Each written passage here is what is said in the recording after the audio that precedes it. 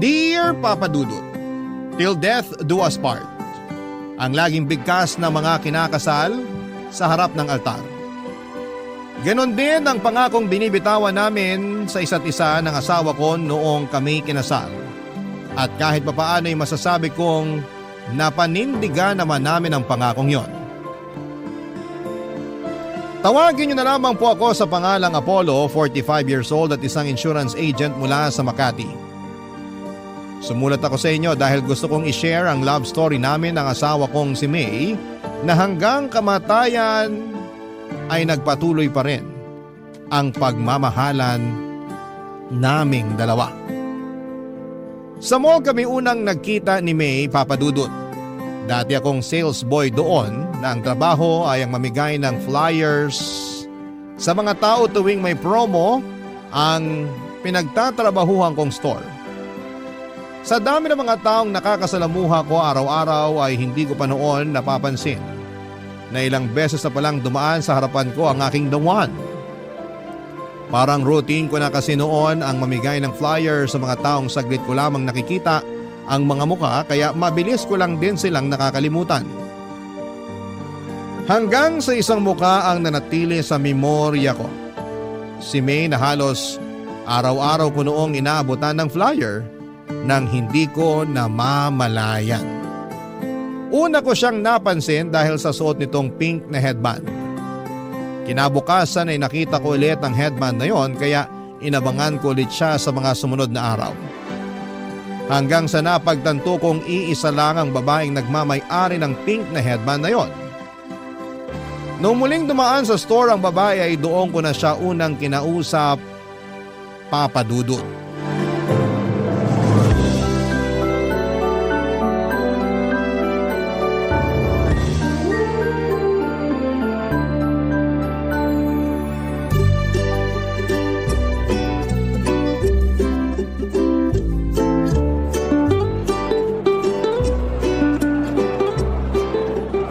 Good afternoon, ma'am. Ito po, flyer. May promo po kami this month. Baka gusto niyo po mag-avail. Salamat. Ay, teka lang. Ha? Ikaw na naman. Ano pong ibig niyong sabihin? Naalala kita eh. Ikaw yung lagi kong inaabutan ng flyer tuwing hapon. Baka po nagkakamali lang kayo. Hindi. Naalala ko yung pink mong headband eh. Dumaan ka na naman kahapon dito, di ba? Tapos nung nakaraang araw din. Hindi po ako yun. Aalis na ako. Sandali lang, sandali. Hindi nga ako yun. Huwag ka matakot sa akin. Nagtatanong lang naman ako eh. Tsaka, wala namang masama kahit araw-araw kang kumuha ng flyers namin. Curious lang talaga ako. Hindi nga ako yun, ang kulit. Talaga ba? Kahit i-check natin yung CCTV ng store? Ha? May CCTV ba rito? Oo! Ayan oh, sa tapat ng store namin. Natutuwa lang ako sa ginagawa mo na kahit araw-araw kitang inaabutan ng flyer, kinukuha mo pa rin. Yung iba kasi, hindi man lang nila ako pansinin kapag nag-aabot ako sa kanila. Ang sakit kaya nun kapag hindi ka pinapansin ng mga tao. Nahihiya lang din kasi ako kapag hindi ko kinuha yung inaabot mo. So, ikaw nga yung babae kahapon sa kanong nakaraan. Sabi na eh, hindi ako nagkakamali. Naalala ko yung headband mo eh, kasi kakaiba. Pambata. Total, nandito ka na lang din. Baka naman may time ka para explain ko tong laman ng flyers namin. Okay. Hindi naman ako nagmamadali. Okay, sige. This month kasi, may promo kami. Kailan ba birthday mo? Tapos na. Tapos na ba? Sayang naman. Kapag kasi birthday mo this month, may 20% discount ka kapag bumili ka dito sa store ngayong buwan. Kasi anniversary namin. Pero huwag ka mag-alala. May 10% discount din kapag first time buyer. First time mo lang naman bumili sa amin kung sakali, no? Hindi ako mahilig sa gadgets eh. Hindi. Pero if ever lang bibili ka, ngayon ka lang din ba bibili dito sa amin? Oo, hindi pa ako nakakapasok dyan sa store nyo. Ayos! Ayun! So kung plano mong bumili ng cellphone o tablet o laptop, bumili ka na ngayong buwan kasi may discount ka. Ano palang pangalan mo? May. Ako pala si Apollo. Salamat Apollo pero wala akong pambili ng tinda nyo eh. Tsaka may cellphone na ako. Hindi ko kailangan ng bagong cellphone ngayon. Ganun ba? O sige, pero kapag nangailangan ka, dito ka sa amin pumunta ha. Tutulungan kita makakuha ng discount. Okay, sige. May kailangan ka pa ba? May gusto ka bang itanong?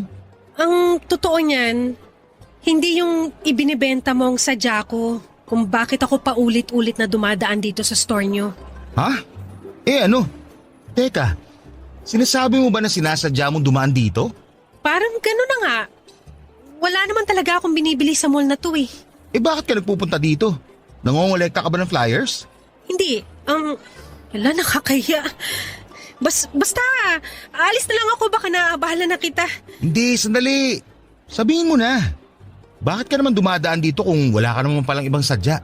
May sadya ko pero hindi yung store nyo ang sadya ko. Ano? Ikaw, Ha? Ako? matagal ko nang gustong itanong sana yung pangalan mo pero nahihiya lang ako makipag-usap sa'yo. Bakit naman gusto mo malaman pangalan ko? Gusto kitang hanapin sa Facebook para ma-add sana kita. Talaga? Bakit naman? Ang dami mo namang tanong. Crush kasi kita. Ayan, nasabi ko na yung dahilan. Sasabihin mo na ba yung Facebook mo? Totoo ba? Oo nga. Malapit nang maubos yung kapal na mukha ko. Sabihin mo na yung Facebook mo para makaalis na ako. Ganito na lang. Malapit na matapos yung shift ko.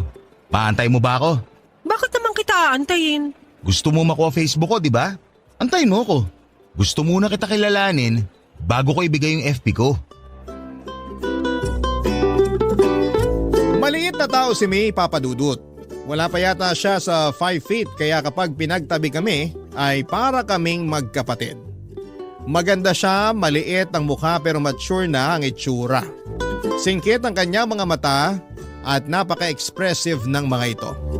Sa mga mata pa lang kasi ay matutukoy mo na kaagad kung ano ang nararamdaman niyang emosyon dahil napaka-suggestive nito. Nakatira lang si May malapit sa mall kung saan ako nagtatrabaho noon. Tendera siya sa isang bakery nung nakilala ko siya. Lagi raw siyang tumatambay sa mall para makakita ng artista. Marami kasing nagaganap na mall shows sa mall na pinagtatrabahuhan ko noon at karaniwan ay marami rin talagang artista na nagpupunta doon. Noong minsang dumaan siya sa harapan ng store namin ay inabutan ko raw ng flyer si May at doon din ay agad siyang nakaramdam ng attraction sa akin. Hindi naman sa pagmamayabang pero mukha raw kasi akong artista, Papa Dudut. Simula noon ay araw-araw na siyang dumadaan sa store namin para kumuha ng flyer na inaabot ko sa mga tao. Hanggang sa mamukhaan ko na nga siya at nakausap. Doon na po nagsimula ang pagkakaibigan naming dalawa, Papa Dudut. Kinuha niya ang Facebook account ko para doon ako kulitin. Kakaiba ang personality ni May, mapaglaro at weird ang ugali nito. Para bang malayo sa mga normal na tao kung tumatakbo or tumakbo ang pag-iisip niya. Siya yung tinatawag na out of the box kung mag-isip. May usapan nga kami noon tungkol sa mga alaga naming hayop. At bigla na lang niya akong tinanong kapag daw ba magkakapareho ang size ng bawat hayop sa mundo. Sino raw sa kanila ang mananalo kapag naglaban? Napahagalpak na lamang ako ng tawa noon habang ini-imagine ko ang langgam at elepante na magkasing laki at naglalaban. Kasabay nito ay napaisip din ako kung sino nga ba sa kanila ang mananalo. Dahil sa kakaibang personality na ito ni May, kung kaya naman ay nagkaroon din ako ng interes sa kanya. Kaya naman noon nagkaroon ako ng oras para magpahinga. Mula sa trabaho ay inaya ko siya para manood ng sine na agad naman niyang pinaunlakan, Papa Dudut.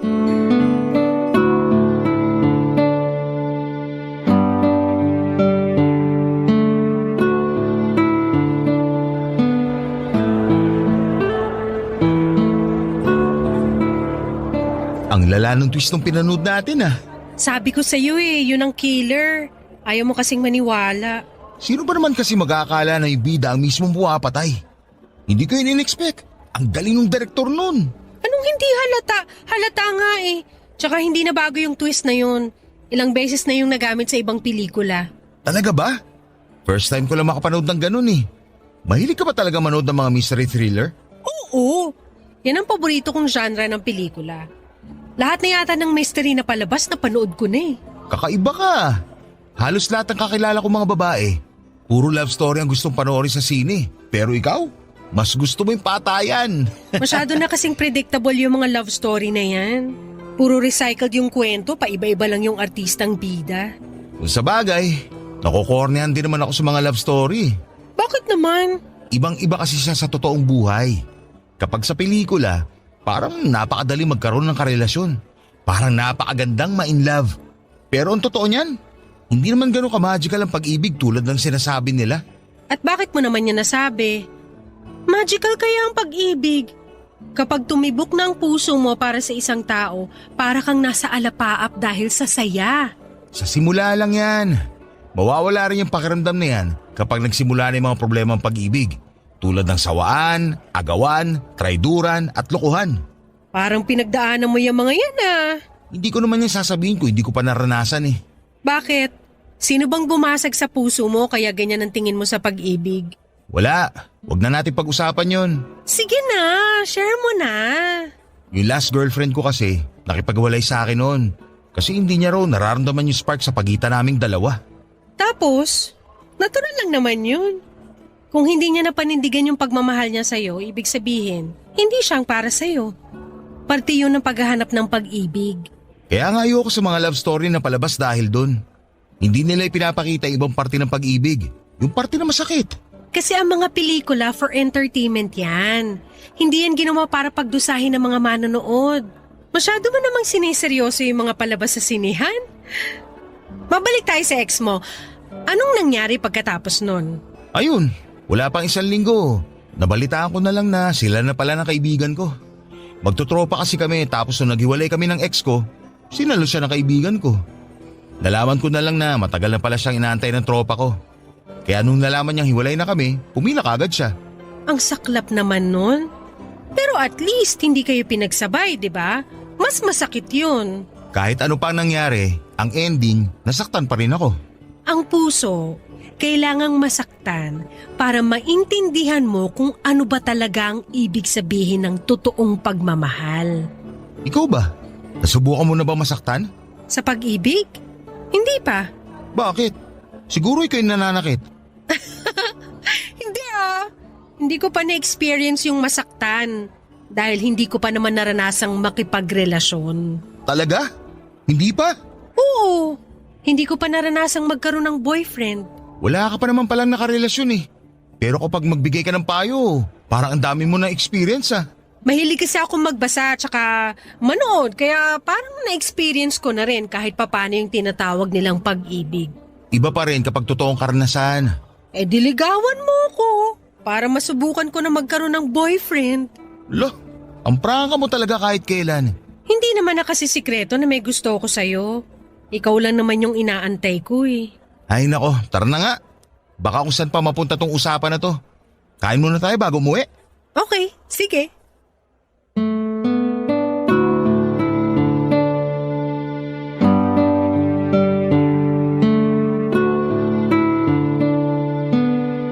Papadudot mabilis akong napaibig ni May dahil sa kakaibang ugali niya. Napakasaya niyang kasama. Tuwing nasa tabi ko siya ay para bang nagliliwanag ang buong mundo ko. Wala akong ibang ginawa kundi ang tumawa at matuto kapag nakakasama ko siya. Niligawan ko siya at ang panliligaw na yon ay umabot ng 3 buwan dahil kakaiba rin ang paraan nito ng pagtanggap ng manliligaw. Mahilig kasi sa mga mystery games si May at ang kondisyon niya noong niligawan ko siya ay kailangan ko raw na magawa ang 3 bagay na nasa checklist niya. Hindi niya sinabi kung ano-ano ang mga yon kaya natagalan bago ko siya napasagot. Sa ilang buwang pagsasama namin ni May, ang isang bagay lang ang sigurado ako sa kanya at yon ay ang kakaiba siyang mag-isip. Kaya ang ginawa ko ay gumawa ako ng mga bagay na hindi pangkaraniwan hanggang sa nakuha ko rin ang mga nasa checklist niya. Una na rito ang mag-date sa sementeryo. Naisip kong gawin yon dahil nasaktong birthday ng namayapa niyang nanay. Sinamahan ko siyang dumalaw sa sementeryo at doon din ay nagdala kami ng pagkain at nag-date. Para sa kanya, sementeryo ang isa sa mga pinakaromantikong lugar na pwedeng puntahan ng magkasintahan dahil bukod sa tahimik, ay ipapaalala lamang nito sa 2 nagmamahalan kung gaano kaikli at kaimportante ang buhay para lang paglaruan nito. Medyo dark pero may punto naman siya, papadudot. Pangalawa ay ang mag-joyride pero sa tren. Sumakay kami sa last trip ng MRT mula sa North Avenue papunta sa Taft at sabay naming binilang ang bawat landmark na aming nalampasan. Ang pangatlo naman, ang bagay na hindi ko makakalimutang ginawa ko para kay May, ay noong sabay kaming nagpatato kay Apo Wangod. Noong isinama kami ng kamag-anak ko mula sa abroad na magsagada. Pagkatapos noon sa mismong harapan ng mambabato, ay sinagot ako ni May, Papa Dudut. Barangay Love Stories. Barangay Love Stories. Ang relasyon namin ni May ay umabot ng 5 taon bago kami nabiyayaan ng isang lalaking anak. Noong nag-celebrate ng 1 taon ang anak namin ay nagdesisyon kami ni May na magpakasal. Sabay naming binuo ang isang pamilyang masaya at puno ng mga hindi malilimutang karanasan. Matapos nga ang 3 taon ay nasundan pa ang panganay namin ng isa namang babae. Maayos ang naging buhay namin ni May sa mga sumunod na taon. Nakahanap ako ng bagong trabaho bilang isang insurance agent samantalang nanatiling housewife ang asawa ko para maalagaan ang 2 naming anak, Papa Dudut.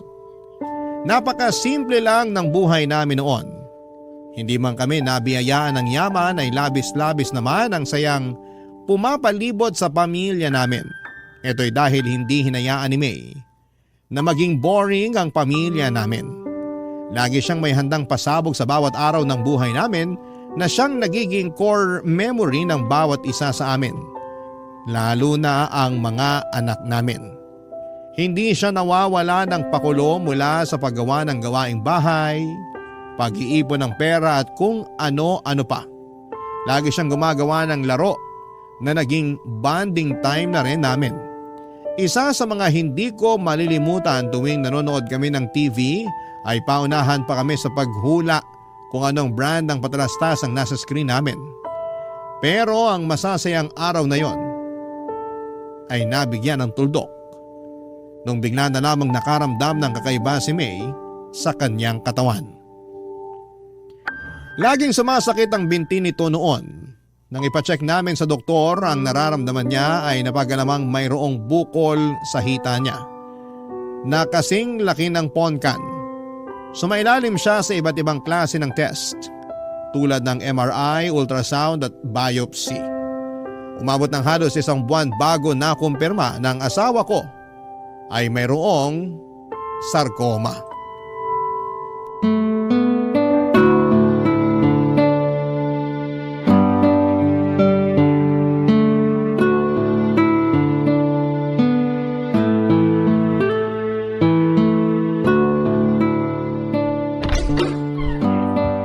Mahal, nandito na ako. Maaga ka umuwi ngayon ah. Oo, wala akong masyadong nakasabay mag-commute. Ewan ko ba?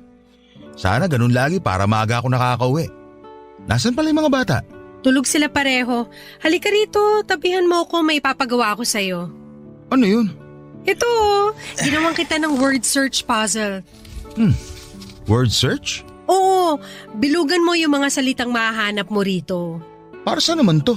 Basta, may 5 salita akong nilagay dyan. Okay, wala bang clue?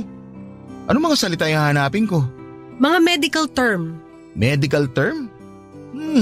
Okay. Ayun, malignant, tama ba? Tama, 4 pa. Ano pa ba? Hindi ako maalam sa mga medical na to eh. Ito, tama ba to? Biopsy! Galing! 3 pa, dalingan mo. Para saan ba kasi to? Basta, kapag nahanap mo na lahat yung words, may ibabalita ako sa'yo. O sige. Ayun! Therapy. Ayun pa! Tumor! Isa na lang. Nasaan pa ba? Hindi, mali. Nahanap ko na yung huli! Cancer! Congrats! Ano namang kinalaman ito sa ibabalita mo sa akin? Ano ba yung mga nahanap mong salita? Cancer, tumor, therapy, malignant, tapos biopsy. Teka, dumating na ba yung mga test mo sa ospital? Oo, nagkausap na kami ng doktor ko kanina. Confirmed. Ang alin? Yung mga binilugan mong salita, yan yung sakit ko. Cancer. Ano? Pinaglaro mo ako para lang sabihin may cancer ka? Pinaglolo ko mo ba ako, May? Ang boring naman kasi kapag sinabi ko lang sa'yo ng diretsahan. Mas maganda yung may thrill para surprise. Sa tingin mo, nakakatuwa itong ginagawa mo? Buhay ito pinag-uusapan natin. Magseryoso ka naman kahit ngayon lang. Hindi lahat pwedeng gawing laro. May cancer na nga ako, pinapagalitan mo pa ako. Sorry. Ikaw kasi. Anong sabi ng doktor? Anong klaseng cancer? Anong stage? Sarcoma. Ano yun? Anong klaseng cancer yun? Hindi ko maalala yung sinabi ng doktor. Parang cancer sa buto at sa tissue. Parang ganun. Buong katawan. Kailangan ko raw ng treatment para maagapan yung pagkalat ng cancer. Kailan ka magsisimula? Wala pang date. Sinabi ko kay Doc na kakausapin muna kita tungkol dito. Magpa-treatment ka na. Huwag na natin patagalin to. Pero kakayanin ba natin yung gastos? Huwag mo nang problemahin yan. Ako nang bahala sa gastos. Magagawan ko yan ng paraan. Hindi ba mas makakabuting mamatay na lang kaysa idamay ko pa kayo sa problemang to? Anong pinagsasabi mo? Ang pera, nahahanap yan. Ang buhay, hindi na yan napapalitan. Mas gusto ko na lang na malubog sa utang kaysa mamatay ka, May. Tandaan mo yan. Oh, nagagalit ka na naman. Ayoko lang na ganyan ang iniisip mo. Walang mabuting maidudulot ang pagkamatay mo. Kaya labanan mo yung sakit mo. Para sa mga anak natin at para sa akin. Sige, oo, lalaban ako. Magpapagamot ako. Alam na ba to ng mama mo? Ikaw pa lang ang pinagsabihan ko. Tatawag ako kay mama mamaya baka sakaling makahiram din tayo sa kanya ng panggastos. Kakausapin ko rin yung mga kapatid ko tungkol dyan. Basta ang mahalaga ngayon, magsimula ka na sa treatment mo. Papadudot lumaban si May at ginawa ko ang lahat para matustusan ang mga gastusin para sa treatment niya. Nag-apply ako sa mga loans at naghanap ng sideline para mabayaran ang mga hospital bills ni May. Hindi rin naman po kami pinabayaan ng mga kamag-anak at kaibigan namin. Nagpaabot din ng tulong ang pamilya ni May, ganoon din ang mga kapatid ko. Minsan kapag nasa ospital kami, ay ang mga in-laws ko ang nagbabantay sa mga bata. May oras nga noon na ilang linggong nawalay sa amin ng mga anak namin dahil kinailangan namin magstay sa ospital noon. Sa awa ng Diyos ay nalabanan naman ni May ang kanyang sakit matapos siyang magpa-opera. Tumalab ang treatment nito at sumailalim sa remission o pagkawala ng mga sintomas ng kanyang sakit ang asawa ko. Sobra-sobra ang pasasalamat ko noon sa Diyos. Dahil dininig nito ang mga panalangin ko na habaan pa ang buhay ni May. Masyado pa kasing bata ang mga anak namin para mawala ng ina. Kaya nakahinga ko nang sabihin ng mga doktor na maayos na ang lagay ng asawa ko na wala ng sintomas ng cancer sa katawan niya. Unti-unti ay bumalik sa dati niyang sigla si May, sabay naming binawi ang mga oras at panahong nasayang dahil sa sakit nito, kasama ang mga anak namin. Muli naming binalik ang dating sigla ng aming pamilya at sa loob ng 3 taon ay namuhay kami ng tahimik at masaya. Subalit muling sinubok ang tatag at pananampalataya ng aming pamilya noong muling nagparamdam ang sakit ni May.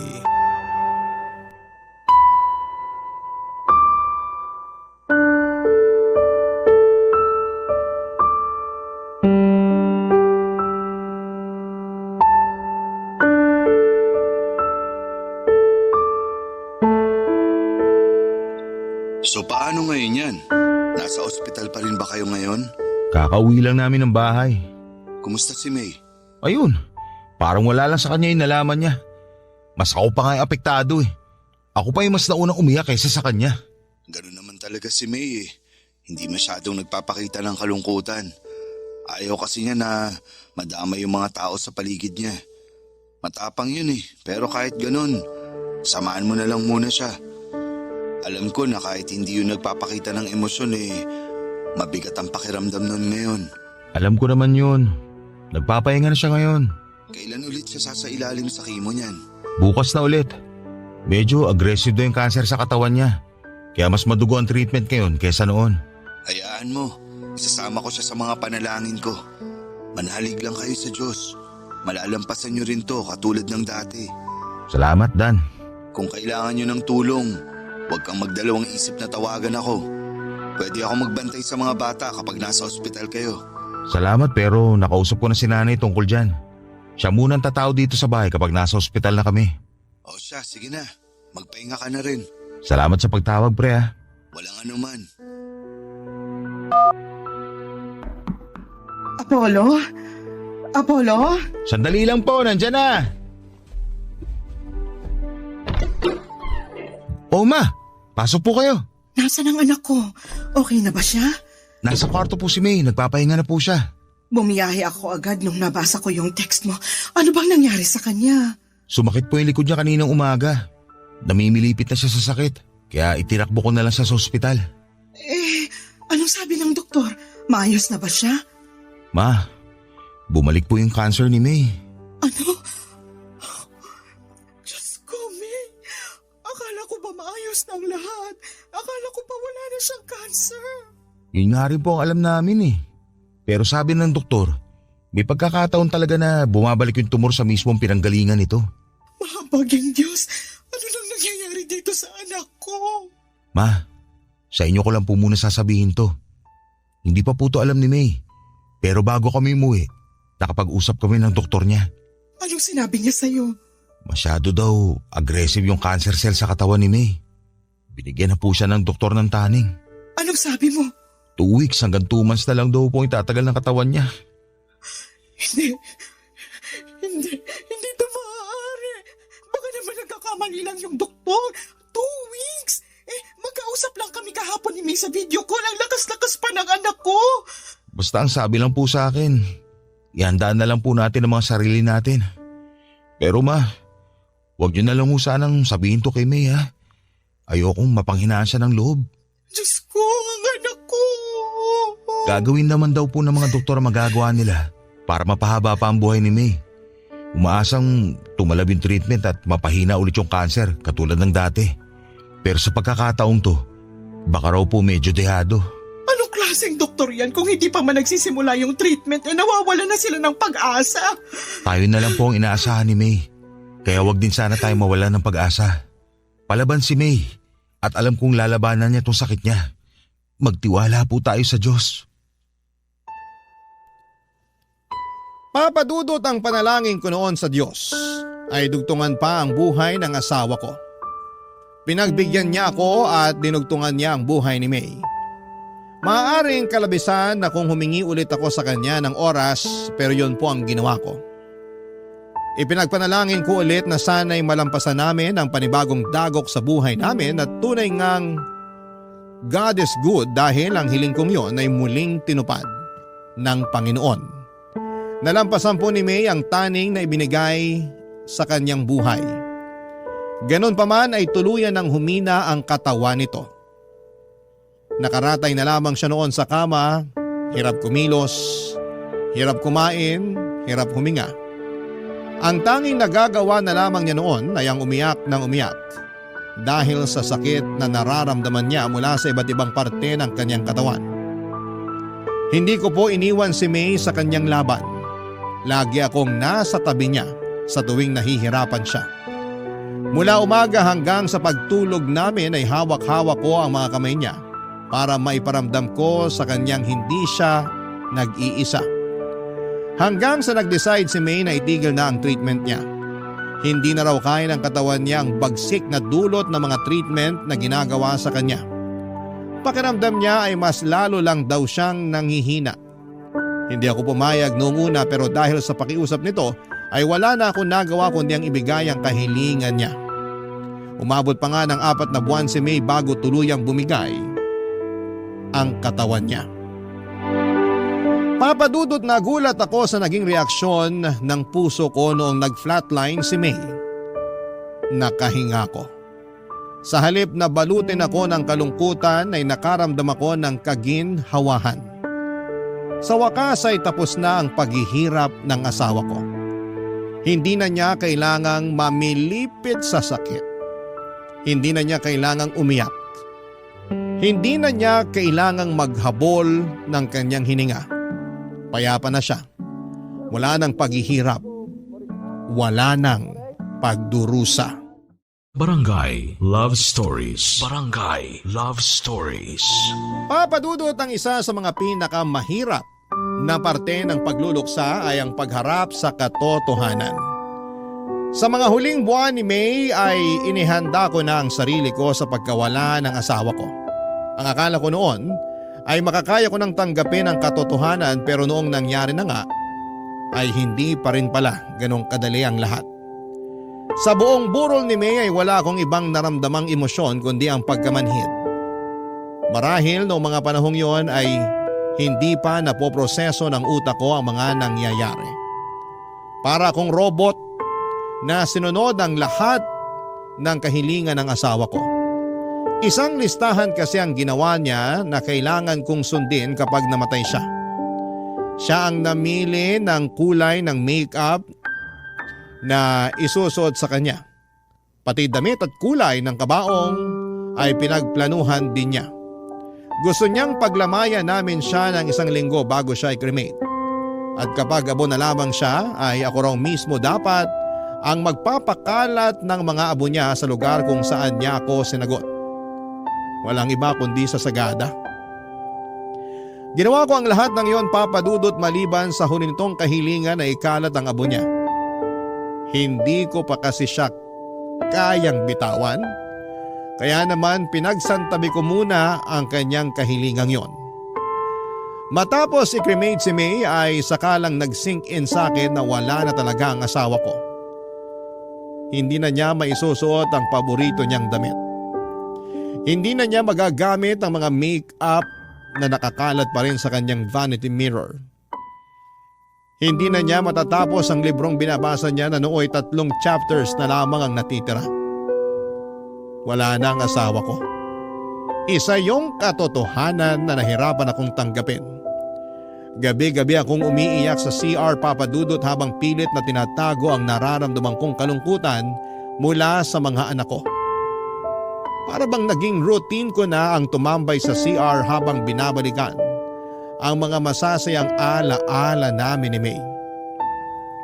Isang gabi habang nakatambay ako sa CR at inaalala ang mga old pictures namin ng asawa ko ay bigla akong tinawagan ng kaibigan kong si Dan, papadudot.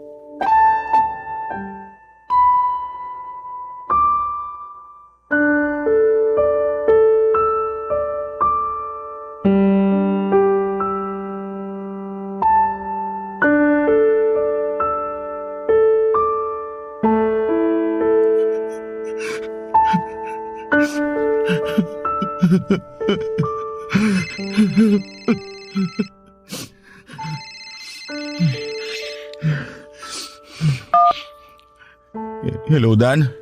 Napatawag ka. Hello pre, gising ka pa ba? Hindi ba kita naabala? Hindi naman. Gising pa ako. May inaayos lang ako. Bakit? May problema ba? Wala naman, kukumustahin lang sana kita. Maayos naman ako ngayon. Talaga? Alam ko na nasa sitwasyon ka ngayon kung saan hindi mo na pwedeng i-deny yung nangyari. Ngayong tapos na ang lahat, ngayon mo lang mararamdaman yung sakit ng pagkawala ng asawa mo. Alam ko yun kasi naranasan ko na rin yan nung namatay yung asawa ko. Kaya naiintindihan ko kung hindi ka man okay ngayon. Ang hirap lang talagang tanggapin, pre. Ito mga nakaraang araw, akala ko kaya ko eh. Yun pala, nakakaya ko lang yung bawat araw kasi maraming tao nakapaligid sa akin. Nandiyan na kayo ng kaibigan at pamilya ko. Pero ngayon mag-isa na lang ako. Ngayon lang tumama yung sakit. Ngayon ko lang naramdaman yung kalungkutan. Ang hirap. Sobrang hirap. Yan din ang sinabi sa akin ni May noon. Sinabi ni May? Anong ibig mo sabihin? Ang totoo niyan pre, tumawag ako sa iyo ng ganitong oras dahil kay May. Hindi kita maintindihan, pare. Bago namatay si May, nagkaroon kami ng pagkakataong mag-usap. Isang bilin ang ibinigay niya sa akin. Sinabihan niya ako na samahan kita sa pagluluksa. Na kapag nakremate na siya't lahat, Kapag wala na yung mga taong nakikiramay, kapag bumalik na ang lahat sa normal, tawagan daw kita para kumustahin ka. Sinabi niya yun sa'yo?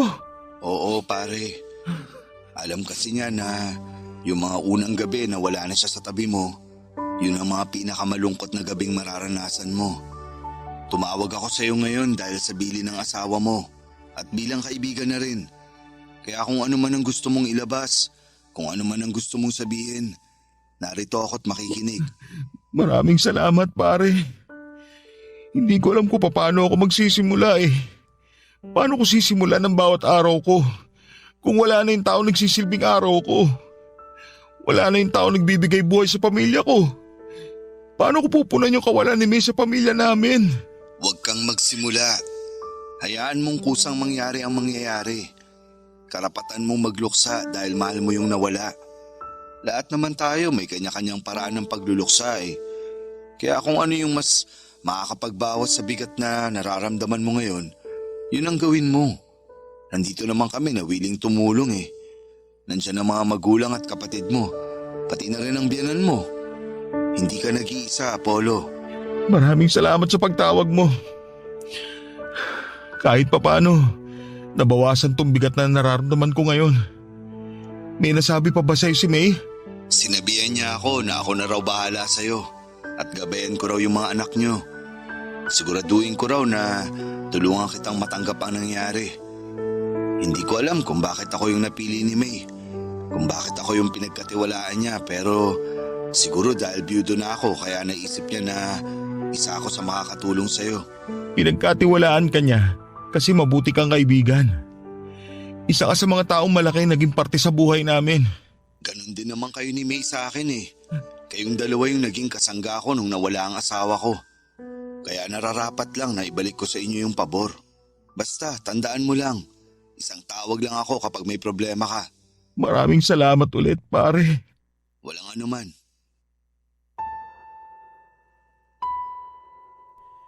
Nagulat ako papadudot na kahit nawala na si May, ay nagawa pa rin pala niyang magplano para sa hinaharap. Hindi ko lubos maisip na kahit nasa kalagitnaan na ng paghihirap si May, ako pa rin ang iniisip niya. Mas lalo tuloy akong nalungkot at nangihinayang sa sanay magandang buhay ng asawa ko.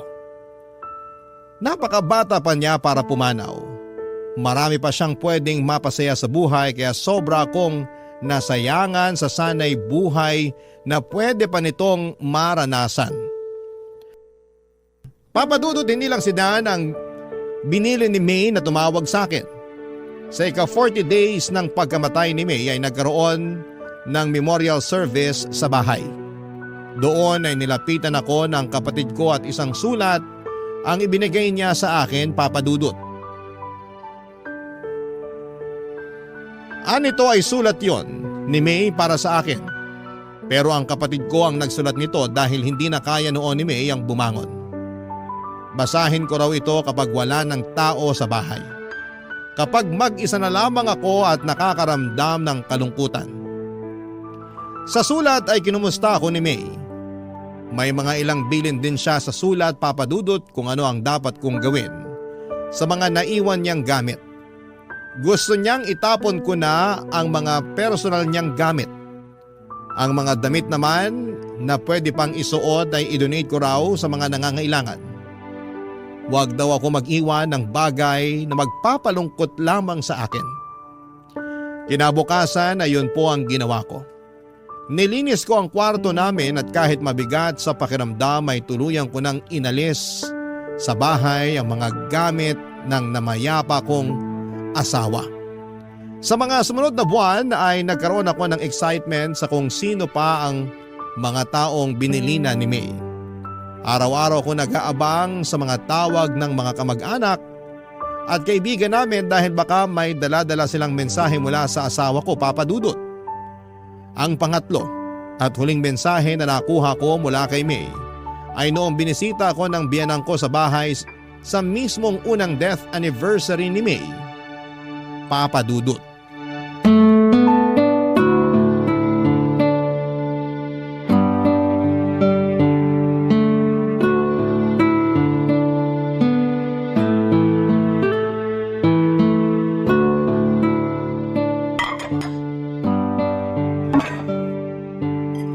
Ma, ako na po dyan. Hindi na, ako na magliligpit dito. Dalhin mo na lang to sa kapitbahay nyo. Pansit yan tsaka puto. Sayang din kapag hindi naubos, wala namang iba ng kakain. Maliban na lang kung may darating ka pang bisita. Wala na pong darating. O siya, itong itinabi kong ulam, ulamin nyo na lang bukas. Sige po. Nakakapagod tong araw na to. Alam mo ba, simula alas 4 nagluluto na ako. Sabi ko naman po kasi sa inyo, Ma. Mag-order na lang po tayo para hindi kayo mapagod. Hindi pwede. Kapag nag-order tayo, para na rin nating ininsulto si May. Dapat bigyan pa rin natin siya ng oras kahit na sa paghahanda lang ng anibersaryo ng pagkamatay niya. Alalahanin natin siya sa pamamagitan ng pagkaing inihanda natin para sa kanya mismo. Salamat po pala sa pag-prepare ng handa ngayon. Walang anuman. Nasabi na sa akin niya ni May bago pa siya pumanaw. Binili na niya ako na pagsapit daw ng death anniversary niya, ako raw ang magluto ng handa dahil hindi ka raw marunong magluto. Binili na niya rin po kayo? Oo. Nung hinatid mo yung anak mo sa eskwela noon, ako yung naiwan na nagbantay kay May. Nag-usap kami tungkol sa buhay-buhay, tapos nabanggit niya na natatakot siyang mamatay. Hindi dahil mawawala na siya sa mundong to, kundi dahil maiiwan niya kayong mag-aama niya. Paano na lang daw kapag may handaan? Sino na raw ang magluluto? Tapos napag-usapan namin, yun nga, tungkol sa death anniversary niya na samahan kita kasi alam niya na hindi ka marunong maghanda sa mga ganitong klaseng okasyon. Kahit kailan talaga. Kahit wala na siya rito. Kami pa rin ang inaalala ni May. Ay, ganun talaga yung batang yun. Mas iniisip niya yung kapakanan ng iba kaysa sa kanya. Bago pala siya pumanaw, may iniwan si May para sa'yo. May iniwan po siya? Ano po yun? May nirecord siya para sa'yo. Sabi niya, iparinig ko raw to sa'yo sa first anniversary ng kamatayan niya. Nasaan po? Ay, taga, nandito sa cellphone ko eh. Tulungan mo nga akong hanapin, nasa recording yun eh. Amin na po. Ako na ang titingin. Ayan yung cellphone ko. Hanapin mo na lang. 556655 ang passcode. Sige po. 556655. Tapos sa recording po, no? Oo, May ang nakalagay na pangalan. Ayun po. Nakita ko na. Play ko na po. Sige, play mo na. Hello, mahal. 1 taon na ba ang lumipas? Ang bilis naman. Parang kailan lang nung nawala ako ah.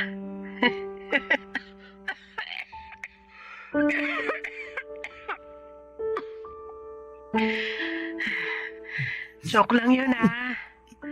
Baka magalit ka na naman kasi nagbibiro na naman ako tungkol sa kamatayan. Siraulo ka talaga. Kumusta ka na? Nagawa mo na ba yung mga billing ko sa'yo? Siguraduhin mo lang na maganda yung naging makeup ko, ha? Tsaka dapat, by this time, nakakalat na yung mga abo ko sa sagada. Doon mismo, sa tapat ng puno kung saan kita sinagot. Hindi pa. Hanggang ngayon nandito pa yung mga abo Tapos, yung mga gamit ko, naipamigay mo na ba? Itapon mo na yung mga hindi mo gagamit. Huwag kang magtago ng mga gamit kung hindi na importante. Alikabukin lang yung mga yon. Siguro, mag-iwan ka lang ng ilang pictures ko. Para naman hindi ako makalimutan ng mga anak natin. Mahal, sorry. Hindi ko na magagawa yung pangako ko sa'yo.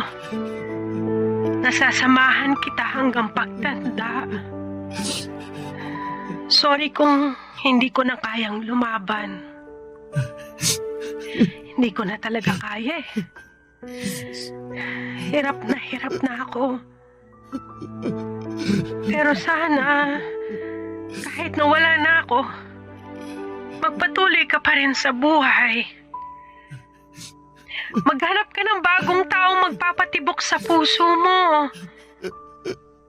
Ng bagong nanay sa mga bata. Walang kaso sa akin yun. Ang mahalaga lang para sa akin ay yung makita ko kayong mamuhay ng masaya, payapa, at malusog. Yun lang naman.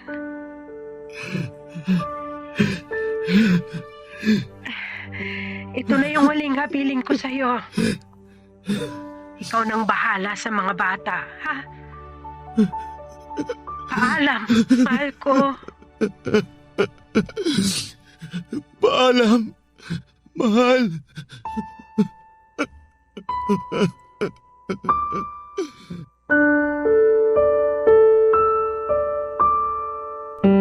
Ang totoo niyan, Papa Dudut, ay hindi pa talaga tuluyang nakakalaya ang puso ko mula sa kalungkutan ng pagkawala ni May.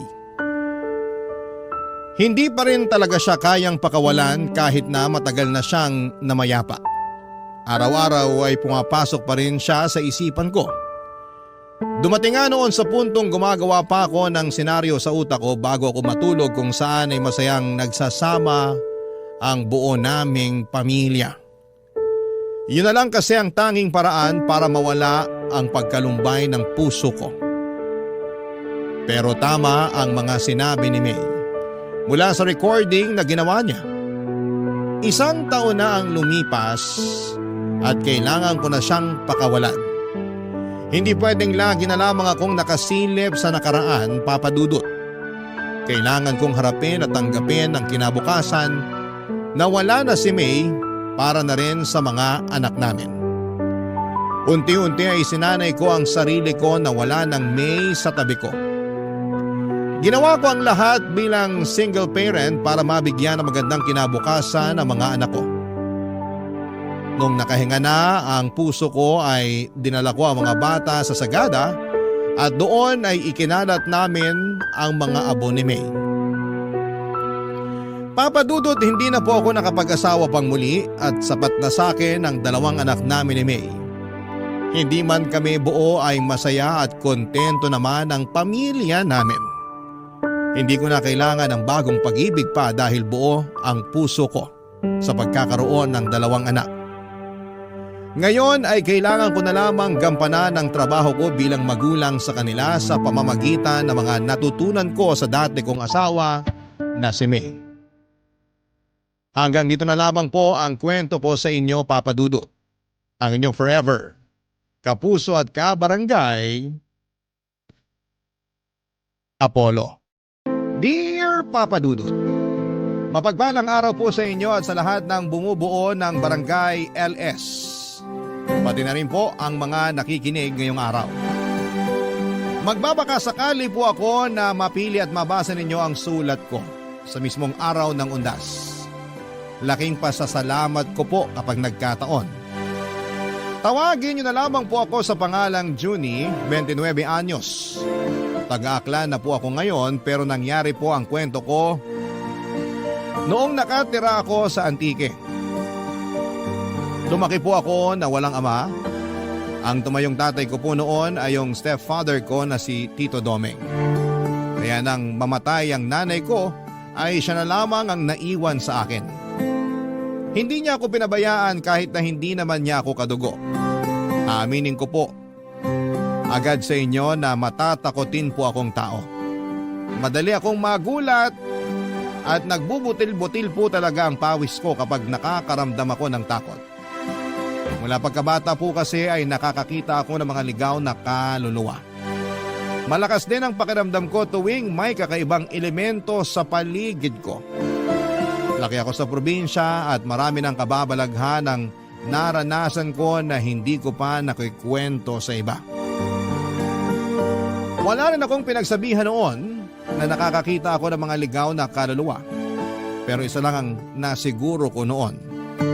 Bukas ang third eye ko kaya nakikita ko sila. Hindi yun naging madali sa akin dahil madalas akong nasasabihan na maluwag ang tornilyo. Masakit po para sa aking masabihan ng ganon dahil hindi ko naman ginustong magkaroon ng ganitong kakayahan. Kaya naman tuwing natatakot ako ay tinutumbasan ko na lamang yon ng dasal. Hindi naman ako araw-araw nakakaranas ng kababalaghan pero tuwing nakakakita ako ng isang ligaw na kaluluwa ay binabangungot po ako, Papa Dudut. At noong malaman ni Tito Domeng ang tungkol sa kakayahan ko ay ginamit niya ako sa panggagamot niya. Marami pa rin po kasi noon sa probinsya yung mga naniniwala sa tradisyonal na manggagamot. Sa mga ganong manggagamot lumalapit ang mga tao kapag walang sapat na perang pampaospital. At yun nga po ang naging trabaho ng stepfather ko, Papa Dudut. Noong bata pa ako'y bilib na bilib ako sa kanya sa paniniwalang nakapanggagamot nga talaga siya. Pero nang lumaki na't nakapag-isip ng mabuti ay saka ko lang napagtanto na malaking kalokohan lang pala ang lahat, Papa Dudut.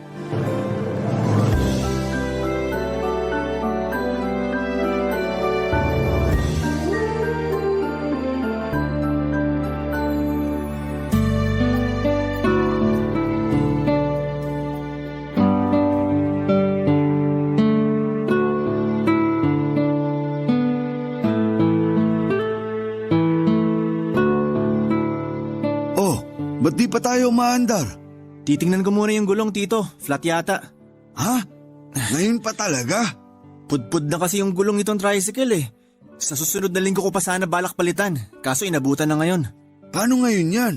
Papalitan ko na lang sandali. May dala ka bang ekstrang gulong? May naikarga naman ako sa likod, Tito. Mabuti naman. Bilisan mo na lang. Mag-aalas 11 na ng gabi. Teka, bababa muna ako nang mapalitan mo yung gulong ng maigi. Yung mga gamit mo pang ayos, nadala mo rin ba? Lagi lang naman nandito sa likod yon. Buti na lang talaga naisipan kong ikarga tong gulong kanina. Kung hindi, baka dito na tayo magpapalipas ng gabi. Hindi tayo pwedeng magpalipas ng gabi rito, Juni. Bakit naman, Tito? Basta. Nga pala, Tito. Ano ba talagang sakit nung matandang ginamot nyo kanina? Nung matandang babae? Siyempre, nag-imbento lang ako ng sakit.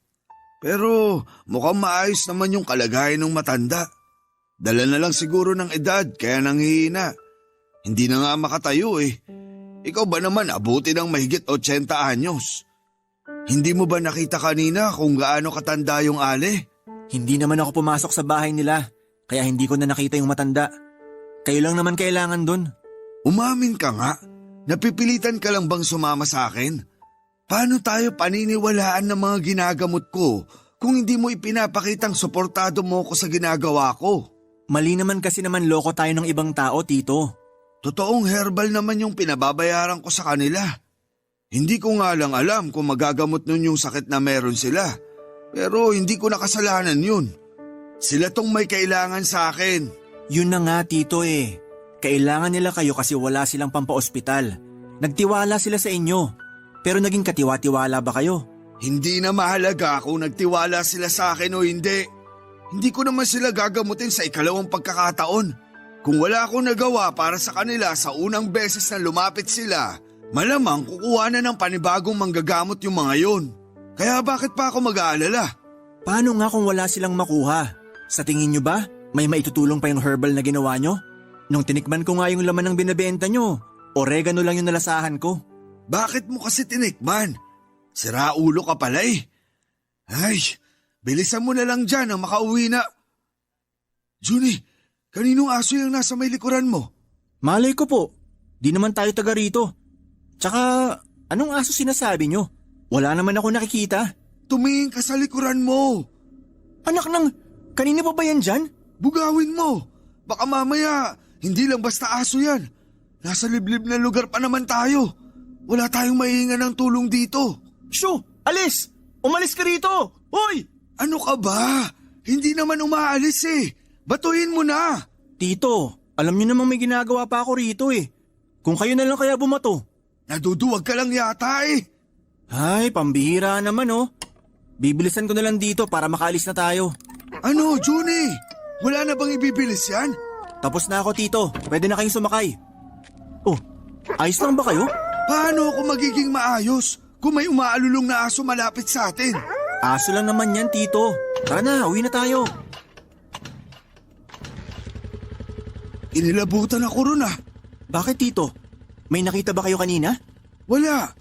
Pero nakakatakot kapag sa harapan mo mismo umalulong yung aso. Hindi naman sa inyo nakaharap yung aso kanina habang umaalulong. Kahit na, hindi pa rin maganda yun. Lalo na't hindi naman natin alam kung saan nanggaling yung asong yun. Sandali, alam mo ba kung anong ibig kong sabihin? May naaamoy silang masamang espiritu. Hindi lang yun. May mamamatay rin.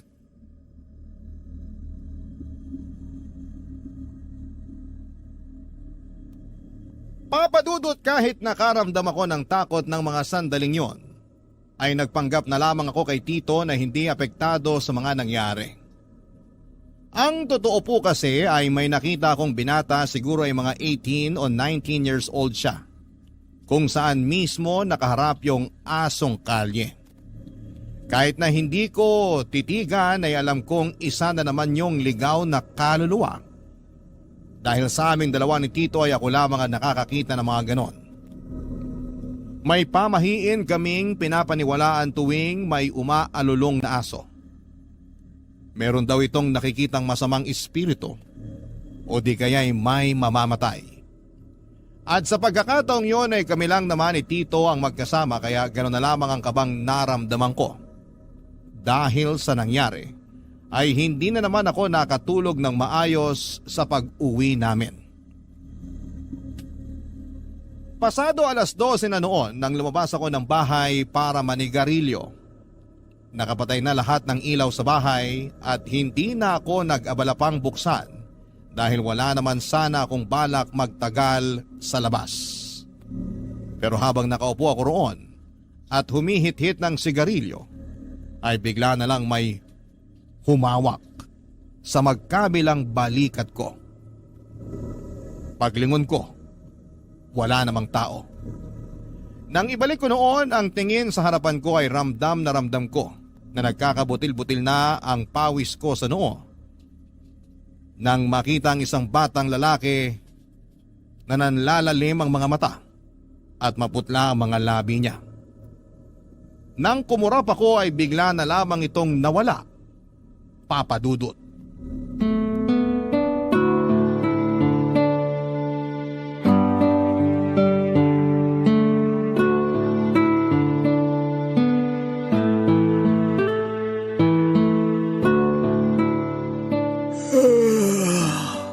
Parang antok na antok ka. Hindi ka ba nakatulog ng maayos kagabi? Naalimpungatan kasi ako kagabi. Ang ingay ng mga aso ng kapitbahay. Tahol ng tahol. Hindi naman siguro tayo sinundan nung asong nakita natin kagabi, no? Si Tito talaga. Di makamove on dun sa aso. Huwag yun na kasing isipin yun. Hindi naman tayo sinundan ng aso. Kung sumunod yun at humabol sa atin, dun kayo matakot. Baka aswang na yun. Oh, bakit tawang-tawa ka dyan? Parang di ka duwag ah. Saka alam mo namang mapamahiin akong tao. At ikaw, alam kong naniniwala ka rin sa multo. Kaya wag ka nang magtapang-tapangan dyan. Mag-almusal na lang tayo, Tito. Tapos na ako, kanina pa. Kumain ka na dyan. Naglaga ako ng kamote at itlog para sa almusal. Ayusin mo yung sarili mo. Hindi pwedeng paantok-antok ka sa pupuntahan natin mamaya. Tito, baka naman pwedeng mamasada na lang muna ako. Kayo na lang pumunta ron sa gagamutin nyo. Hindi naman ako kailangan dun eh. Kayang-kaya nyo na yun. Ano? Seryoso ka ba? Hindi pwede. Walang maghahatid sa akin papunta ron. Kung gusto nyo, ihahatid ko na lang kayo. Pero hindi na ako sasama sa inyo sa panggagamot. Bakit? Ayaw mo na ba akong tulungan? Hindi naman sa ganon, Tito.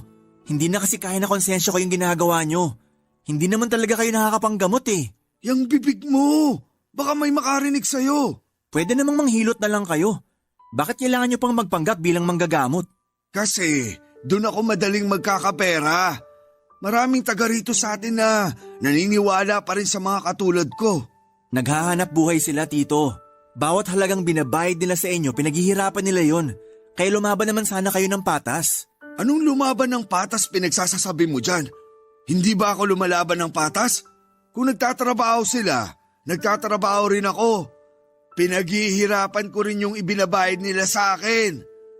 Alam mo, kaya di ka umaasenso kasi masyado kang madrama sa buhay.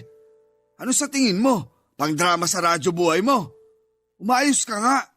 Hindi mo na problema kung paano nila kinita yung pera nila. Ang mahalaga, binabayaran ka. Ganun lang yun. Kung hindi mo titibayin yung sikmura mo, magugutom ka talaga. Maraming paraan para kumita nang hindi ka nanloloko ng mga tao, Tito. Ginusto niya lang talaga yung ganyang gawain, kaya nakasanayan niyo na. Tigilan mo na nga yan. Huwag mo na akong pangaralan. Mag-asikaso ka na. Sasama ka sa akin mamaya. Sabi ko ho, ihahatid ko na lang kayo mamaya. Susunduin ko na lang kayo kapag pauwi na. Tawagan niyo na lang ako. Bakit ba ang tigas ng ulo mo? Kailangan nga kita ron. O sige, sasama ako. Pero magkalinawan po sana tayo. Yun na yung huling beses na sasama ako sa inyo. Kasi sa susunod na pilitin nyo pa akong sumama, mapipilitan na akong sabihin sa mga ginagamot nyo na peke kayong manggagamot. Kung marunong kang tumanaw ng utang na loob, hindi mo gagawin yan sa akin. Pwede naman akong tumanaw ng utang na loob sa ibang paraan. Pero hindi sa gusto nyo, Tito. Kapakanan nyo lang din naman ang iniisip ko eh. Paano kung malaman ng mga nagpapagamot sa inyo na hindi naman talaga nakakatulong yung ginagawa nyo? Paano kung karmahin kayo sa panloloko nyo sa kanila? At yung pinakamalalang pwedeng mangyari, paano kung may mamatay ng dahil sa inyo? At bakit naman may mamamatay ng dahil sa akin? Maiintindihan nyo rin yung sinasabi ko pagdating ng araw, Tito. Pero sana, hindi na tayo umabot sa puntong yon.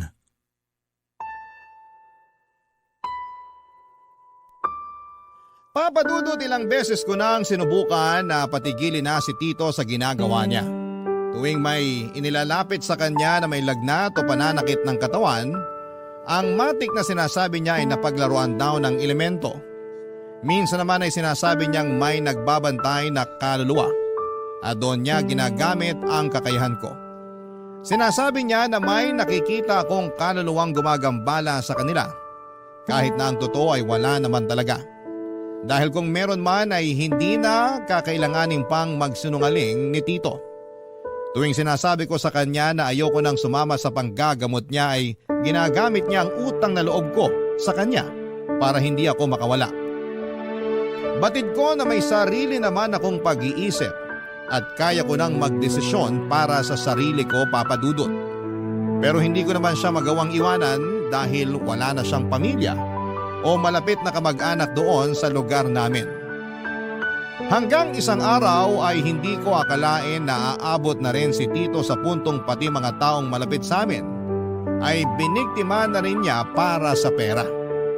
Nagkasakit noon, Papadudot, ang nanay ng kaibigan ko.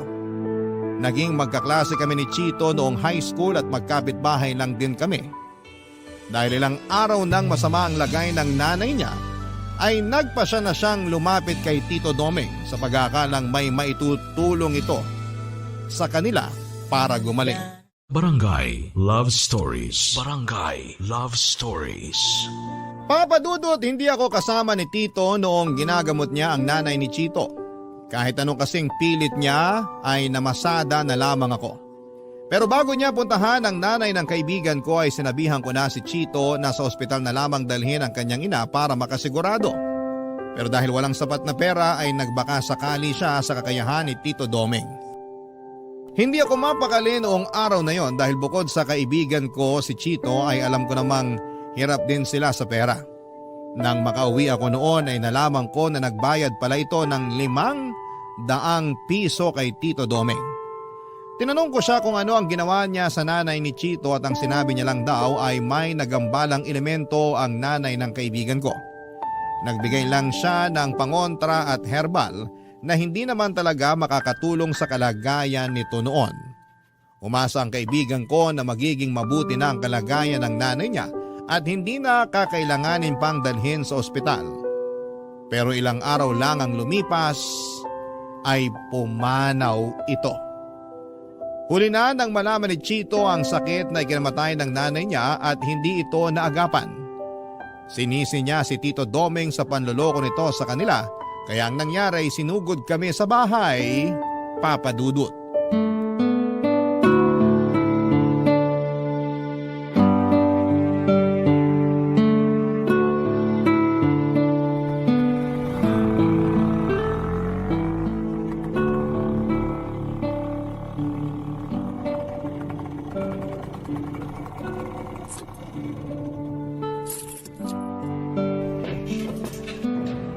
Ay, salamat.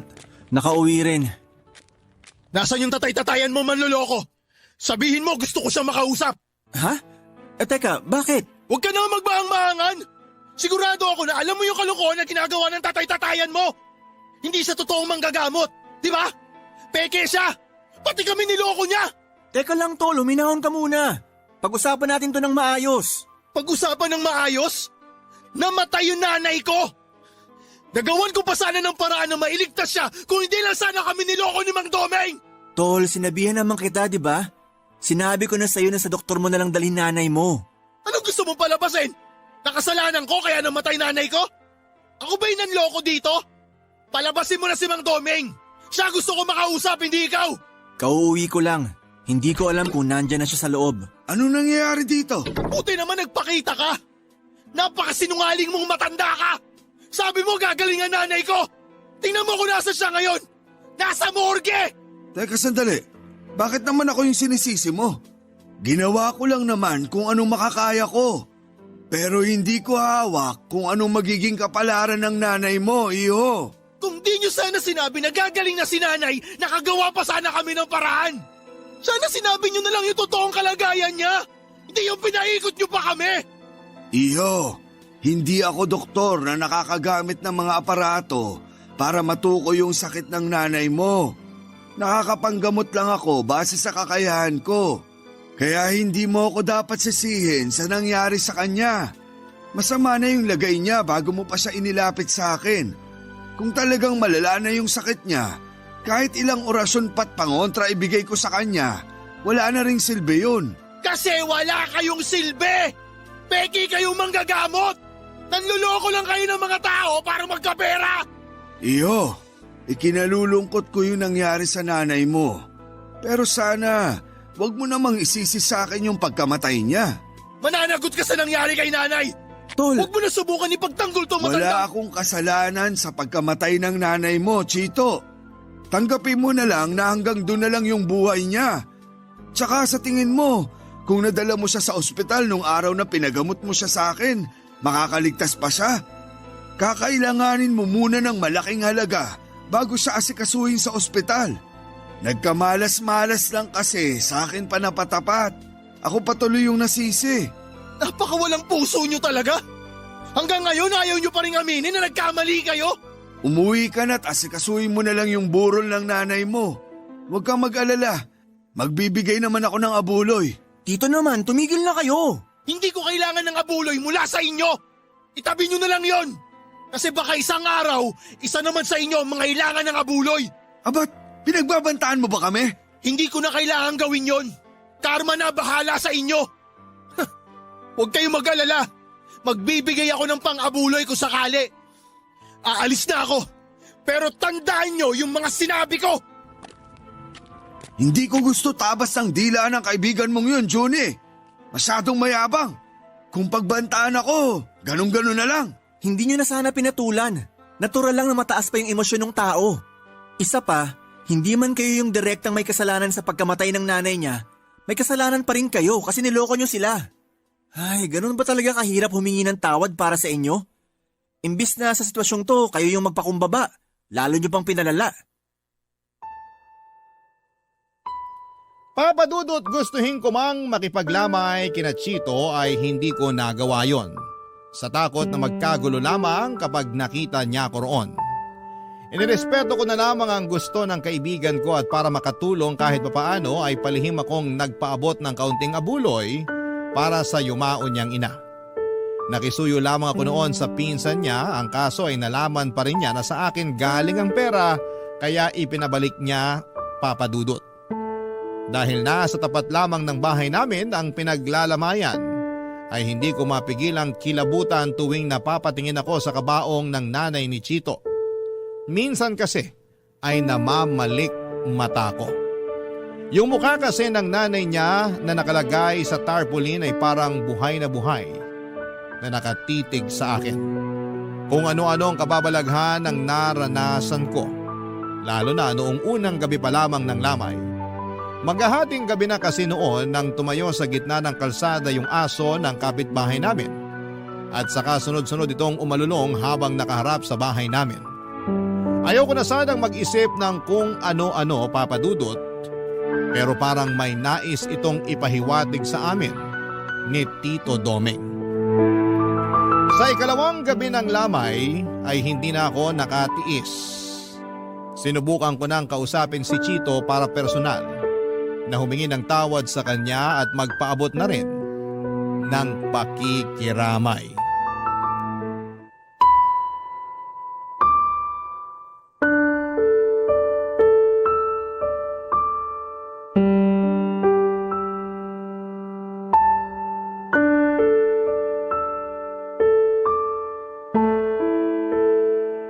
Tol, pasensya ka na. Dumiretso na ako rito sa bakuran nyo. Di ba sabi ko sa'yo ayoko makita pagmumukha mo dito? Ano yan? Naguhugas kamay ka ngayon? Tol, hindi. Gusto ko lang talaga makiramay. May pinagsamahan naman tayo eh. Kung ano man yung nagawa ni Tito, hindi naman ako kasama ron. Pinigilan ko rin naman siya eh. Ikaw rin, pinigilan kita. Ano ngayon gusto mong gawin ko? Pasalamatan ka? Hindi naman sa ganon. Gusto ko lang makiramay, yun lang. Ay, ano pang magagawa ko nandito ka na. Baka gusto mo magkape. May mainit na tubig pa ron sa kusina. Hindi na. Di na ako magkakape. Gusto ko lang talagang sabihin na pasensya ka na talaga. Hanap ka na lang na mauupuan mo. Konti pa lang naman yung tao dito sa lamay. Sige, pero baka kailangan mo rin ng tulong. Kahit tagabigay lang ng kape o biskwit, pwede ako. Huwag ka mag-alala. Hindi naman ako mag-uuwi. Huwag na. Huwag ka na mag-abala. Kaya ko na to. O sige, ikaw bahala. Magkalinawan lang tayo Hindi porket hinahayaan kita rito. Pwede na rin pumunta rito yung tatay-tatayan mo. Magkakagulo talaga kami pag nakita ko siya rito. Mukhang hindi naman talaga siya pupunta kung sakali. Tol, pwede ko bang silipin si tita? Pwede naman. Sige, sumilip ka. Grabe, nakakagulat talaga itong nangyari kay tita. Ang lakas-lakas pa niya nung nakaraan. Binibiro pa nga niya ako tuwing nakikita niya akong dumaraan eh. Hindi kasi nagsasabi si nanay na may nararamdaman na pala siya. Sana may nagawa man lang ako para sa kanya. Ayaw lang siguro ni tita na maging pabigat sa'yo, kaya hindi niya sinabi. Ano nga palang sakit niya? Pancreatic cancer. Nakita ko yung itinago ni nanay na papel sa mga gamit niya. Nagpa-check up na pala siya noon pero hindi niya sinasabi sa akin. Pero di ba inaaya mo siyang magpa-check up nitong mga nakaraang buwan nung sinabi mo na may napapansin ka sa kanya? Inaaya ko siya pero ayaw niyang sumama. Hindi niya raw gusto yung amoy ng ospital eh. Ang sabi niya pag nasa loob siya ng ospital para siyang unti-unting pinapatay. Ay, kaya naman pala niya nasabi yun kasi nanggaling na siya ron. Naalala ko yung araw na yun. Maghapon siyang nawala. Tapos ang sabi niya lang, naghahanap siya ng pwedeng pasukan bilang kasambahay. Talagang ayaw niya na nag-aalala ka. Kaya kahit nahihirapan na, hindi pa rin nagsasabi. Tama ka. Ayaw niyang mamroblema pa ako sa gastusin. Hindi ko rin kasi alam kung saan ko kukunin yung pera kung sakali. Pero sakit-sakit sa parte ko. Nawala man lang ako nagawa para dugtungan yung buhay ng nanay ko. Kasalanan ko to eh. Kasalanan ko rin kung bakit namatay si nanay. Huwag mo nang sisihin yung sarili mo. Wala na tayong magagawa. Wala na siya eh. Ipagdasal na lang natin yung kaluluwa ni... Tol, bakit? Ang nanay mo, nandito siya. Ano? Seryoso ka? Sinabi ko naman sa'yo noon na nakakakita talaga ako ng mga ligaw na kaluluwa, di ba? Huwag ka mag-alala. Hindi kita niloloko. Pero bakit nakikita mo siya rito? Kaya mo ba siyang kausapin? Nakikita ko lang siya. Pero wala akong kakayahan na kausapin siya. Sa tingin mo, galit ba sa akin nanay ko? Hindi ko masasabi. Ha? Namatay yung kandila. Siya ba may gawa nun? Teka, kumalma ka nga. Maraming nakikipaglamay ngayon. Baka matakot mo sila. Paano ako kakalma kung alam ko nandito yung kaluluwa ng nanay ko? Tapos namatay pa yung kandila. Anong ibig sabihin nun? Ipinaparamdam lang niya na nandito siya. Wala naman siyang intensyon na takutin tayo. Nandito pa rin ba siya? Oo. Nasa tabi mo. Tol naman! Huwag mo naman akong takutin ng ganyan. Totoo yung sinasabi ko. Pero hindi mo naman kailangan matakot. Si nanay talaga oh. Mahal na mahal ko naman siya pero wag naman sana siya magparamdam ng ganito. Baka pag nagkataon, dalawa na kaming paglamayan dito.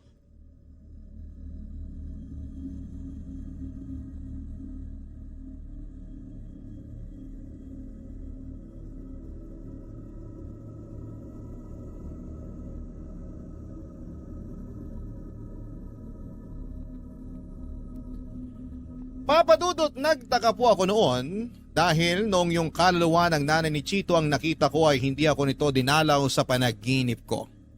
Sa katunayan, iyon pa lamang ang unang pagkakataon na nakatulog ako ng maayos matapos makakita ng kaluluwa ng yumao. Tungkol naman kay Tito Doming, kahit nalaman niya na wala na ang nanay ni Chito ay hindi man lang siya humingi ng tawad at hindi pa rin siya tumigil sa panggagamot niya. May iba na namang gumaling sa tulong niya pero iyon ay dahil simpleng lagnat lamang talaga ang sakit nila at wala ng sintomas ng iba pang mga sakit. Pero bukod sa nanay ni Chito ay may nabanggit sa akin si Tito na may isa sa mga ginamot niya ang tuluyan ng namaalam. Ang malala doon, hindi pa rin siya nakonsensya sa ginawa niya. Papadudot, hindi ko alam kung bakit napakabigat ng pakiramdam ko nang umuwi sa bahay ni Tito matapos niyang ibalita na namatay yung matanda habang dinadasalan niya. At kaya ginabi siya ng uwi ay dahil may dinaanan pa siyang lamay ng gabing yon. Pagkagaling sa lamay ay diretsyo na agad siya pauwi sa bahay at hindi na naisipang pang magpagpag, dala ng kalasingan. Pero ang hindi ko alam, bukod sa pagsuway niya sa pamahiin tuwing may lamay, may isa pa pala siyang ginawang kalokohan na hindi ko akalain na magagawa niya ng mga panahong yon, Papadudot. Barangay Love Stories. Barangay Love Stories. Papadudot, ng minsang umuwi si Tito ay nagtaka ko kung bakit may mga dala siyang pagkain. Noong tinanong ko siya kung saan galing yon, ang sabi niya lang ay bigay lang daw yon ng mga ginamot niya. Binigay lamang bilang pasasalamat. Pero syempre hindi ko siya nagawang paniwalaan dahil malakas talaga ang pakiramdam ko noon na may ginawa na naman siyang kalokohan. Ilang araw lang mula nang mapansin ko yung mga dalang pagkain ni Tito Doming ay nalaman ko na nagsusugal na rin pala siya sa mga pinupuntahan niyang lamay, kung saan na siya nakakarating noon dahil sa kaadikan niya sa pagsusugal. Hindi lang yon ang ginawa niya. Inamin niya rin sa akin na noong natalo na siya sa sugal ay natukso siyang kumuha ng pera sa mga abuloy doon mismo sa tabi ng kabaong noong pinaglalamayan. Naggalit ako sa kanya. Sa halip kasi na magtino siya dahil sa nangyari sa nanay ni Chito ay lumala pa siya at umabot pa nga sa puntong ultimo patay, ay nagiging biktima na rin niya. Pero ang mas inaalala ko po noon ay yung nalabag ni Tito ang pamahiin sa patay.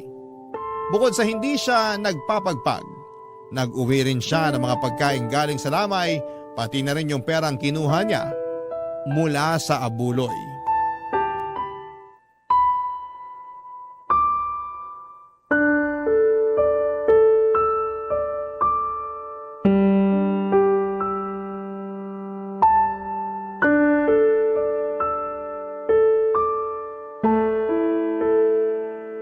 Tagal naman ni Tito Doming. Ano bang nangyayari dun sa tatay-tatayan mo? Parang madalas ginagabi ng uwi ah. Hindi pa nagpapasundo sa'yo. Ewan ko ba ron? Hindi na nga ata ng gagamot kasi nakahanap na ng bagong libangan. Bakit? Ano na naman naisip niyang gawin? Ayun, naadik na sa pagsusugal sa lamay. Pati abuloy dun sa patay, pinapakialaman niya raw pag natatalo siya. Nakakahiya tuloy dun sa pamilya ng pinaglalamayan. Di ko rin maintindihan niya si Mang Doming. Ayos naman siya nun eh. Akala ko nga, totoong nakakapanggamot siya kasi 'di ba nung sumasakit yung tiyan ko, siya lang ang nakapagpawala nun. Dahil siguro yun sa herbal na pinainom sa'yo. Teka, matagal mo na bang alam yung modus niya? Hindi, kailan ko lang din nalaman na peke pala siya. Paano mo nalaman? Ay, ayoko na pag-usapan. Ako kasing nahihiya para kay Tito. Sige na, sabihin mo na. Wala na rin namang mawawala. Nalaman ko yun nung ako naman yung nagkasakit. Ayaw niya akong gamutin. Namimilipit na ako noon sa sakit ng tiyan. Kasi alam niyang hindi ka niya magagamot. Kaya pala nagpa-ospital ka na lang nun. Tapos ayun, appendicitis na pala. Kung hindi na agapan, baka nauna pa akong pinaglamayan kesa sa nanay mo. Ay, nga pala tol. May sasabihin talaga ako sa'yo kaya pumunta ako rito sa inyo. Ano yun? Mukhang seryoso yan ah. Kagabi kasi, nakita ko si nanay sa panaginip ko. Malungkot siya tapos umiiyak. Nung nagising ako, nakita ko siya sa kwarto ko. Ha? Paano nangyari yun? Hindi ko rin alam Basta nakita ko si nanay. Sigurado akong siya yun. Kung ganon, nakakakita ka na nga. Tol, hindi naman ako bulag. Sira, nakakakita ng mga kaluluwa yung ibig kong sabihin. Alam ko naman, binibiro lang kita. Masyado ka kasing seryoso Pero seryoso nga, pareho na tayo? Hindi ko pa sigurado yan. Si nanay pa lang naman yung nakita ko. Ay, baka naman guni-guni mo lang yun kasi mismo na yung nanay mo. Tol, sigurado ako sa nakita ko. Akala ko nga nananaginip pa rin ako nun Pero kahit nakailang kurot na ako sa sarili ko, totoo pala talaga. Ibig sabihin bukas na rin yung third eye mo. Ay, good luck sa'yo. Bakit? Yun kasi yung dahilan kaya madalas akong binabangungot. Buti na lang laging nagigising si Tito Domeng pag naririnig niyang sumisigaw ako. Pero minsan kusa naman ako nagigising. Kaya iniisip ko na lang na baka hindi ko pa talaga oras. Masamang damo ka kasi, kaya hindi ka pa natutuluyan. Bakit ikaw? Anong klaseng damo ka ba? Tito, akala ko mamaya pa kayo. Kaya ba nagpatuloy ka ng busita rito? Tito, hindi naman pumunta rito si Chito para makipag-away sa inyo. May pinag-uusapan lang kami. Wala akong pakialam sa pinag-usapan yung dalawa. Hoy Chito, umuwi ka na ron sa inyo. Tito, wag naman kayong ganyan Tol, kay Chito. ayos lang. Alis na ako. Sige tol, pasensya na. Ayos lang. Itong tatay-tatayan mo yung mukhang hindi maayos. Baka nilaan mo na ng konsensya niya. Tanggap niya na Dr. Kwakwak siya. Bastos ka! Umalis ka na rito! Pag di ako nakapagpigil, baka bambuhin ko yung mukha mo! Pasalamat kayo, Mang Domeng. Dahil kaibigan ko tong anak-anakan nyo. Kasi kung hindi, sisiguraduhin ko na kayo naman yung paglalamayan dito sa bahay nyo.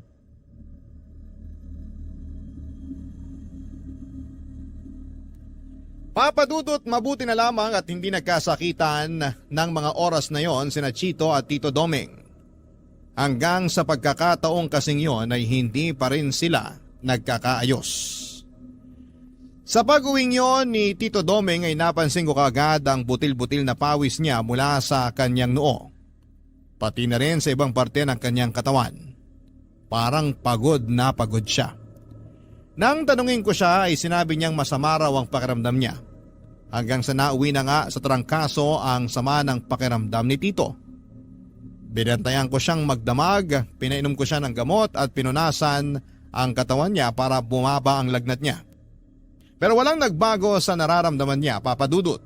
Kahit alalang-alala na ako noon sa kalagayan niya, ay pilit pa rin niyang sinasabi na ayos lamang siya at mawawala rin yon. Pero makalipas ang isang linggo, hindi pa rin bumababa ang lagnat ni Tito Domeng. Ang pinagtataka ko lamang noon ay tinubuan na rin siya ng malalaking butlig sa katawan. Nagtutubig po yun at kapag pumutok na ay nagiging sugat naman. Batid kong nahihirapan na noon si Tito kaya sinabi ko na sa kanyang dadalhin ko na siya sa ospital. Pero hindi po siya pumayag. Ang katwiran niya ay wala rin naman kaming pampaospital at ayaw niya ring may iba pang makaalam tungkol sa kalagayan niya. Pinagbigyan ko naman siya pero habang tumatagal ay napapansin ko rin ang paglaki ng kanyang tiyan. Hindi ko po noon maintindihan kung ano ang nangyayari kay Tito kaya humingi ako ng tulong sa ibang mga kakilala namin. Pero noong dadalhin na namin siya sa ospital ay saka naman siya binawian ng buhay. At sa unang gabi ng lamay niya ay may nangyari na kababalaghan.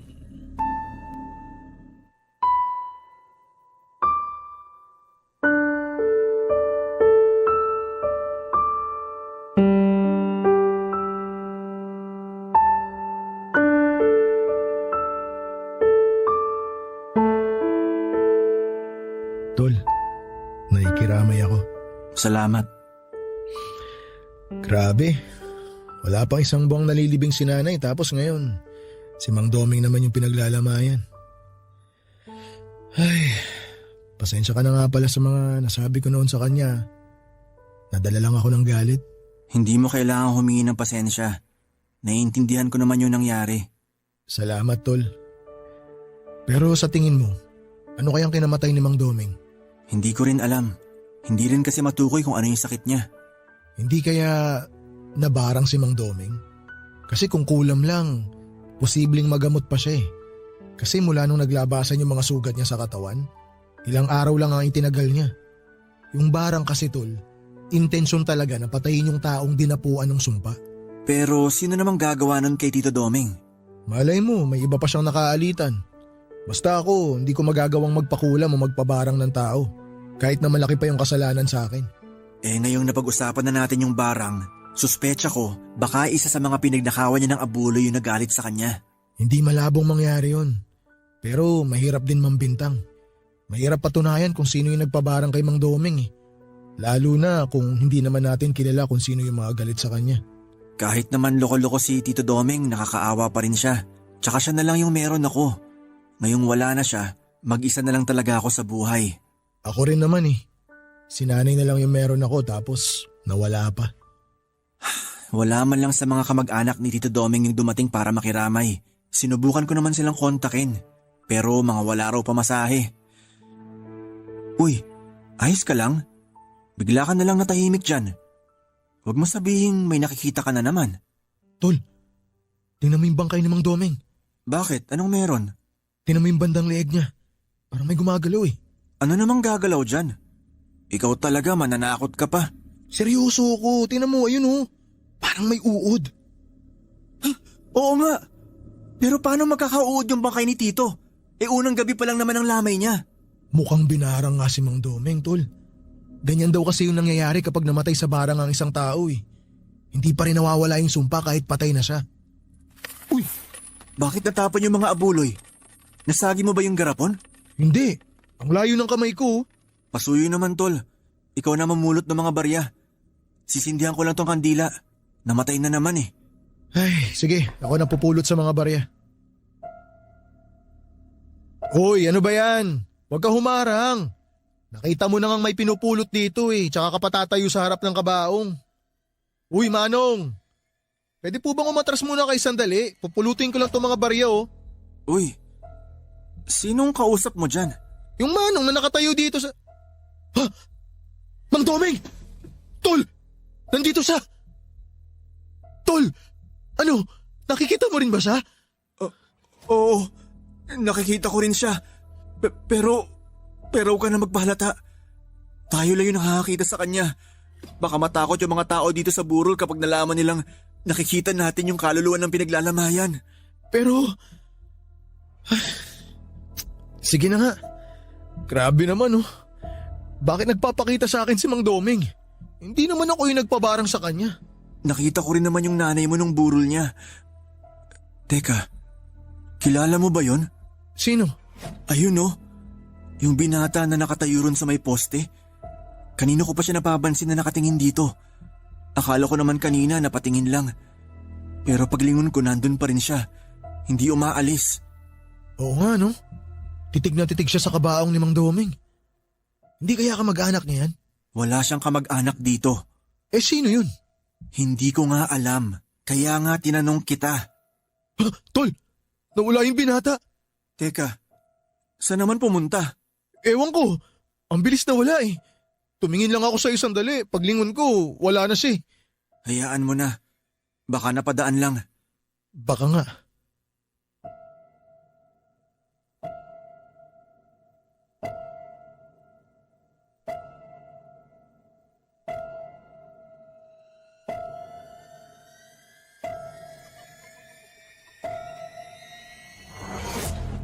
Papadudot naging palaisipan po noon sa akin kung sino yung binata na nakita namin sa unang gabi ng lamay ni Tito Doming.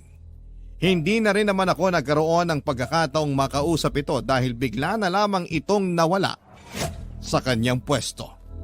Kung saan namin siya nakita ni Chito. Pero nang makapag-isip-isip ako noon, Saka ko lang napagtanto kung bakit biglang nawala yung binata. Saka ko lang kasi napagkonekta na yung nakita ko sa lamay ay yung matandang nakita ko noong nasiraan kami ng tricycle ni Tito Domeng ay iisa lamang. Kung sino man siya at kung bakit siya sa akin nagpapakita ay hindi ko po talaga alam. 3 gabi lang na binuro si Tito Domeng at hindi ko na yon pinatagal dahil kakaunti lang naman ang pumupunta sa lamay. Siguro'y dahil nabalitaan na rin nilang peking manggagamot si Tito. Hindi na rin ako nagtataka kung maraming galit sa kanya pero doon sa hinala ni Chito at ng iba pa naming kakilala na binara nga siya ay hindi rin ako nakakasigurado. Lalo na't wala namang makakapagpatunay doon. Sabi naman ng ibang kapitbahay namin ay binarang man o hindi ay isa pa ring malaking karma ang dumapo kay Tito dahil sa mga panlulokong ginawa niya at sa pagnanakaw ng abuloy sa mga lamay na pinupuntahan niya para magsugal. Sa lahat ng yon, buhay niya ang naging kapalit. Nang ilibing na si Tito ay isinama ko na rin lahat ng mga gamit niya sa panggagamot. Yung ibang gamit naman niya na naiwan ay sinunog ko na lamang gaya ng bili ng mga nakakatanda doon sa amin. Masama raw kasing mag-iwan ng mga gamit ng isang taong namatay, lalo na kung namatay sa pambabarang. Mula nang mawala si Tito ay ramdam ko na hindi niya nilisan ang bahay niya. Madalas pa rin siyang nagpaparamdam kaya naman nagpasya na akong lisanin na ang bahay na yon. At ngayon nga po ay nandito na ako sa Aklan at isinama ako ni Chito sa trabahong inaalok niya sa akin. Ang kaso ay hindi ako natanggap dahil bumagsak ako sa medical. May problema kasi ako sa baga. Pero para hindi ako matenga ay nagtitinda na lamang ako ng street food sa palengke gamit ang pinagbentahan ko ng tricycle. Ibinenta ko yon bago umalis sa Antique. Yung bahay naman ni Tito ay ibiniling ko na lamang sa mga kakilala namin doon. Sabi ko ibibisitahin ko na lamang yon kapag dadalaw ako sa puntod ni Tito tuwing Undas. Hanggang sa ngayon ay nakakakita pa rin ako ng mga ligaw na kaluluwa. Pareho na kami ng kaibigan kong si Chito. Kung hanggang kailan ko ito mararanasan, yun po ang hindi ko alam. Hanggang dito na lamang po ang aking kwento at maraming salamat po sa inyo at sa lahat ng bumubuo ng Barangay Love Stories. Ang inyong forever kapuso at kabarangay, Junie.